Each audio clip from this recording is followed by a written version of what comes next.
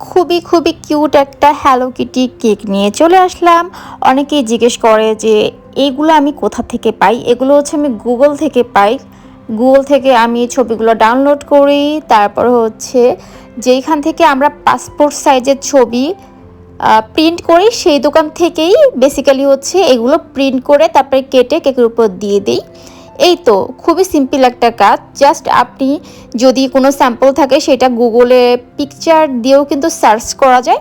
তো ওইভাবে সার্চ করে প্রিন্ট করে নিলেই কিন্তু হয়ে যাবে। তারপর অনেকেই ভাবে যে লাল রং করলে বা লাল রং দিলে পুরো কেকটা খেতে ভালো লাগবে না বা অনেক বেশি কালারফুল হবে।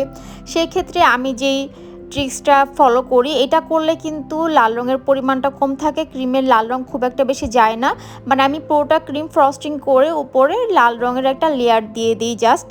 তারপরে এটা কিন্তু আমি একটু শেড শেড করে নিয়েছি যাতে করে দেখতে আরও বেশি কিউট লাগে।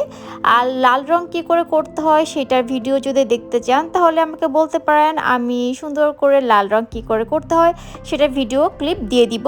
যদিও এখন অনেকেই দেয়, আমি বেসিক্যালি দুইটা কালার ইউজ করি, মানে দুইটা কোম্পানির কালার ইউজ করি, তাতে করে লাল রং খুব সুন্দর হয়ে যায়। আর এই যে প্রিন্ট করা হ্যালো কিটি এগুলো বসাই দিচ্ছি। তবে প্রজাপতিগুলো কিন্তু খাওয়া যায়, এটা হচ্ছে কেকের যেসব প্রোডাক্ট পাওয়া যায় যেসব দোকানে, সেসব দোকানে পেয়ে যাবেন। ওটার প্রিন্ট করি নাই। আর এই 5টা প্রিন্ট করে পেছনে কিন্তু কস্টেপ দিয়ে তারপরে সাসলিকে যে কাঠি সেই কাঠির উপর বসায় তারপরে বসাই দিছি। আর এই ফুলটা হচ্ছে ফন্ডেন্ট দিয়ে করা, এটা কিন্তু খাওয়া যাবে। তো এরকমভাবে খুব কিউট একটা কেক কিন্তু করে নিয়েছি। তো মনে হচ্ছে একটু ফাঁকা ফাঁকা লাগছে, এই জন্য এডিবল গোল্ডেন পাইপের মতো যেটা থাকে সেটা, এটা কিন্তু খাওয়া যায়, সেগুলো বসিয়ে নিচ্ছি। আর হচ্ছে সুইট বল দিচ্ছি হোয়াইট কালার, কারণ রেডের উপর হোয়াইট কালার খুব দারুণভাবে মানিয়ে যায়, সব কিছু একদম সুন্দরভাবে ফোকাস করে। তো এইভাবে আমি সুন্দর একটা কেক কিন্তু রেডি করে নিলাম। আল্লাহ হাফেজ।